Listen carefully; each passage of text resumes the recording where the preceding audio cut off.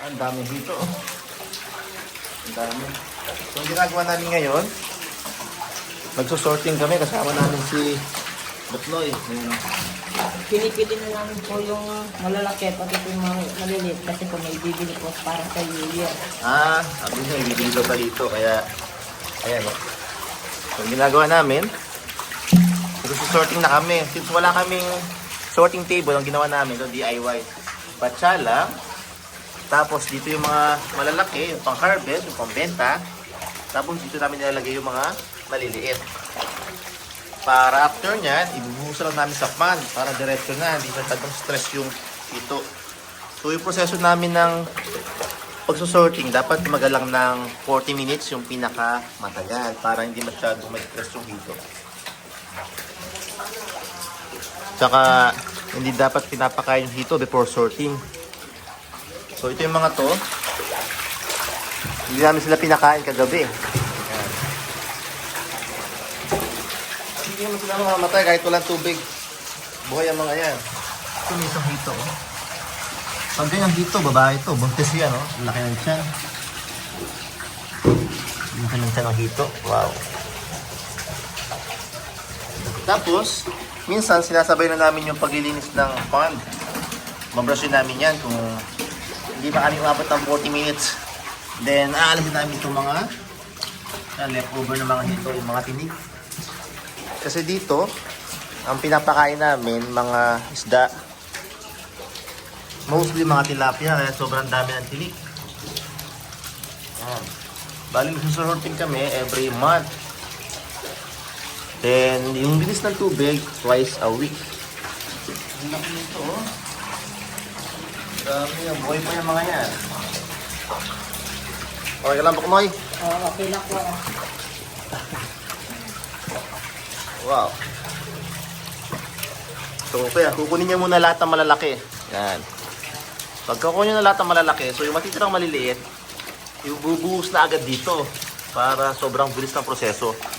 Ito yung process sa mga concrete pond.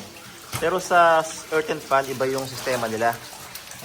Siguro dapat naka-sorting table para sobrang bilis ng proseso.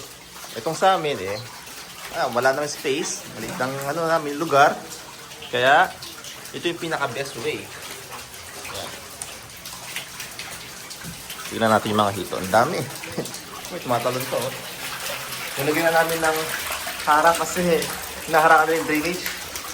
So kailangan may harang talaga yung yung drainage. Ang daming tinik, oh. Dumi yung mga yun. Ang daming hito.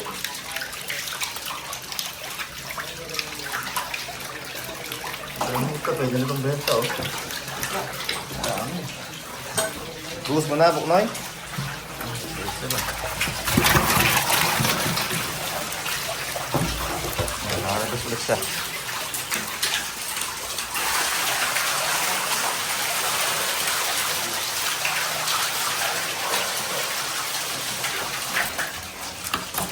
Galing din Buknoy, oh. Parang expert, ah. Parang madulas lang. Dulas, no? Galing ang hawak ng hito, oh. Tingnan mo, yan. Pagbenta yan. Ilalagay dito. Galing mo Buknoy, oh.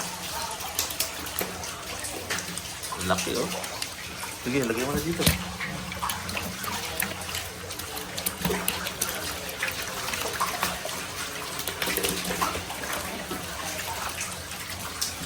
Galing, oh.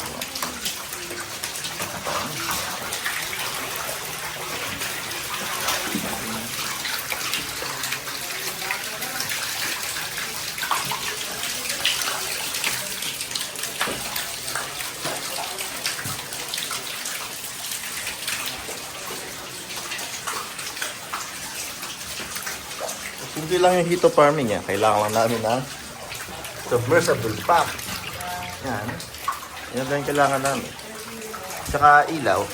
Kasi mas active sila pag gabi. So pag bukas yung ilaw tapos gabi, mas marami silang kinakain. Yan lang.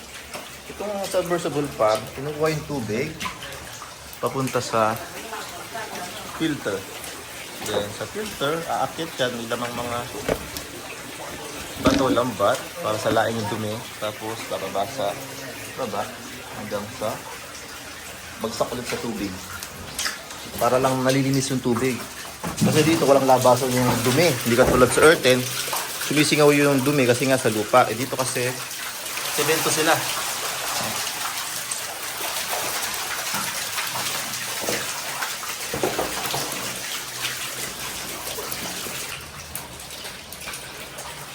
Ayun, naubos na lahat. Naubos na. Ano pa na yung mga tin? Ang dami. Oops! Nakakatakas ba?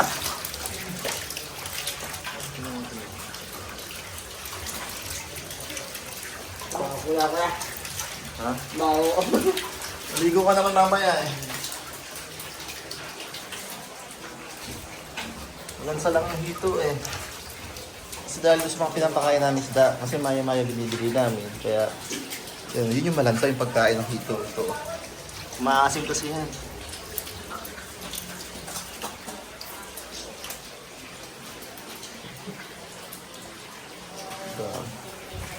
Ito yung mga pang... Yung iba, nailipat na namin. And then, ito, nailipat na mga ito eh.